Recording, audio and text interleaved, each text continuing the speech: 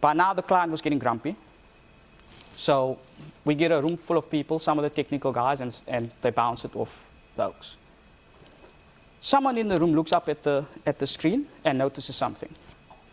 The graph data, when you took the EEV step positions and you matched it against the temperature data points, they realized that they'd seen the graph before. They'd seen that behavior in a system before.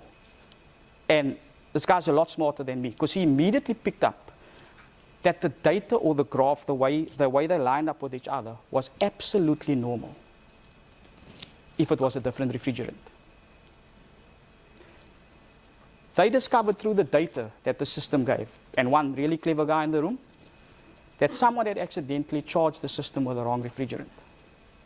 So the system was programmed to do its calculations and algorithmic decision making based on the incorrect refrigerant data.